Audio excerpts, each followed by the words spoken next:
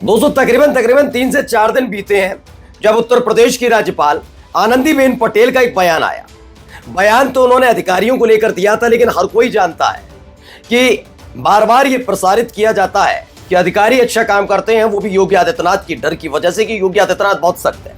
लेकिन हाल ही में आनंदीबेन पटेल ने खुलासा कर दिया कि योगी आदित्यनाथ की सरकार फ्लॉप है। नाम लेकर नहीं कहा, लेकिन बता दिया कि रामलला की जब दर्शन करना आसान है लेकिन फाइलों के दर्शन करना मुश्किल, यानी योगी आदित्यनाथ की ना कोई पकड़ है ना कोई दिलचस्पी है उत्तर प्रदेश को उत्तम प्रदेश बनाने की, ये स्पष्ट आनंदीबेन पटेल ने कर दिया था। चलिए इसके बाद फिर खबर आई कि मोहन भागवत ने सीधे मोदी सरकार को फेल बता दिया। यानी एक तरफ राज्यपाल बताती हैं योगी सरकार को फ्लॉप, दूसरी तरफ मोहन भागवत कहते हैं कि शिक्षा और स्वास्थ्य जैसी सुविधाएं भी आज भी लोगों को नसीब नहीं हो पा रही हैं, जबकि एक तरफ मोदी सरकार बड़ी बड़ी टींगे हाँकती है।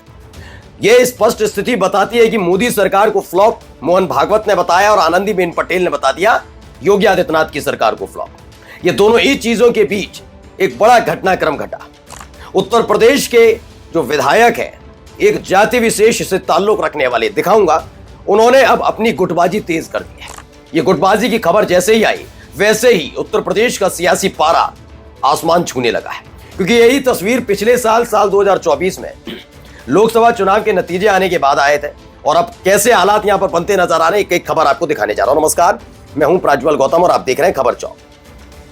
साल 2024 लोकसभा चुनाव, सीटें आई 240, दबाव में मोदी शाह, आरएसएस बढ़त बना चुका था, लेकिन मोदी के बाद कौन वाली स्थिति, यानी योगी आदित्यनाथ के नाम को खारिज किया जाए और अमित शाह के नाम को फिट किया जाए, इसीलिए दबाव योगी आदित्यनाथ पर कि उत्तर प्रदेश में बीजेपी ने अच्छा परफॉर्म नहीं किया, जिम्मेदारी आप लीजिए, मुख्यमंत्री पद छोड़िए, मोदी सरकार में आइए, मंत्री बनिए। योगी आदित्यनाथ ने चुनौती दे डाली, ये कतई नहीं होगा, क्योंकि एक एक प्रत्याशी आपने खुद तय किया, मुझसे नहीं पूछा।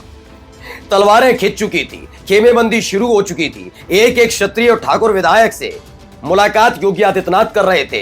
मोदी शाह केशव प्रसाद मौर्य को आगे बढ़ा रहे थे। केशव प्रसाद मौर्य लगातार पिछड़ी जाति, दलित जाति और ब्राह्मण जाति से ताल्लुक रखने वाले विधायकों से मुलाकात कर रहे थे। ब्रजेश पाठक केशव प्रसाद मौर्य के खेमे में थे।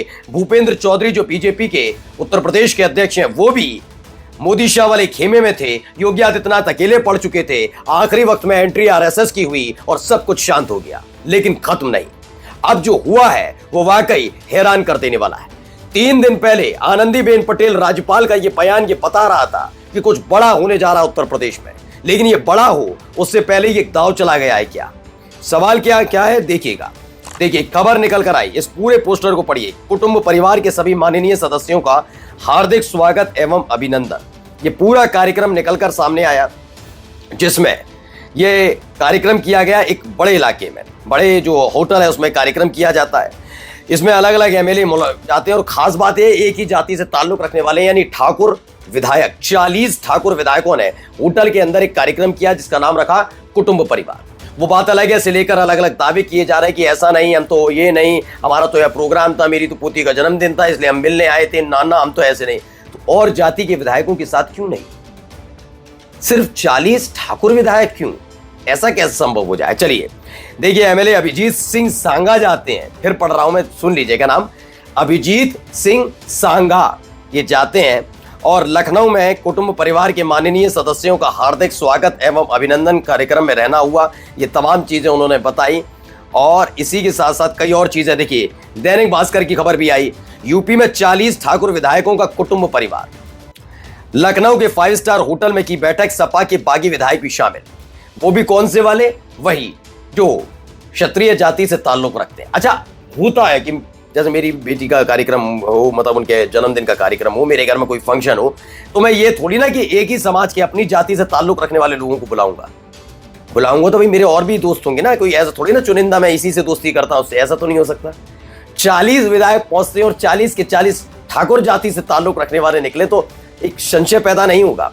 और वो भी तब जब मोदी शाह वर्सेस योगी आदित्यनाथ की जो लड़ाई है वो अपने चरम पर इसलिए क्योंकि मात्र 1 महीना बचा है जब नरेंद्र मोदी साहब 75 वर्ष के होंगे और 75 वर्ष के होते ही उनके ऊपर प्रधानमंत्री पद छोड़ने का दबाव बहुत तेज बढ़ जाएगा, क्योंकि कह ही चुका आरएसएस।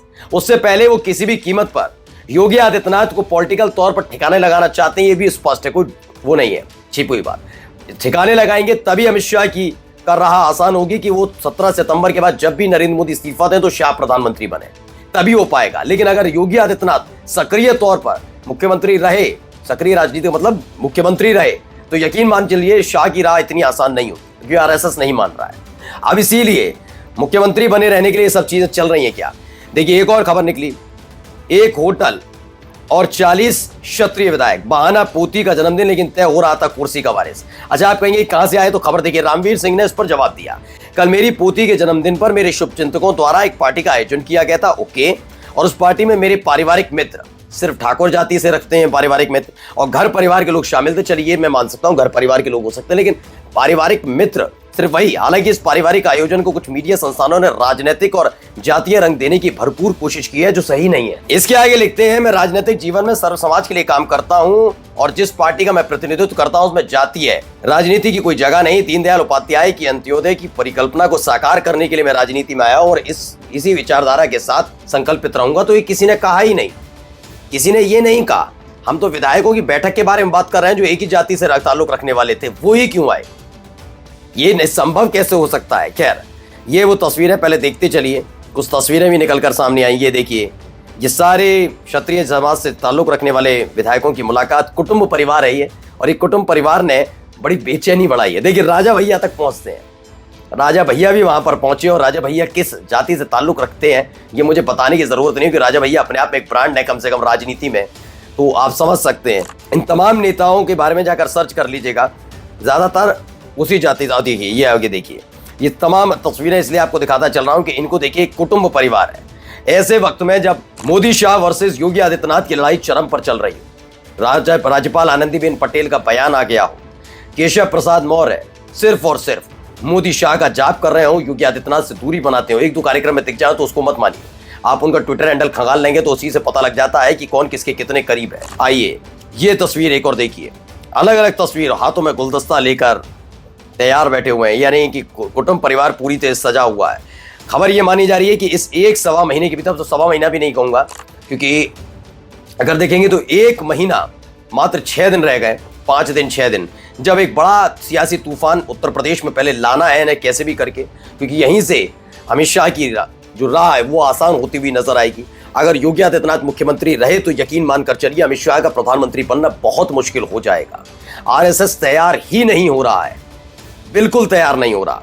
कई तस्वीरें ऐसी से जुड़ी हुई निकलकर सामने आई, अब इसी ने बेचैन कर दिया। देखिए, नवभारत टाइम्स की भी एक खबर है, उन्होंने भी इसी तरीके से बताया है। यूपी विधानसभा सत्र के बीच कुटुंब परिवार कार्यक्रम में साथ देखिए बीजेपी विपक्ष के विधायक ठाकुरों ने कैसे दिखाई ताकत। ये ताकत का आयोजन किया गया है।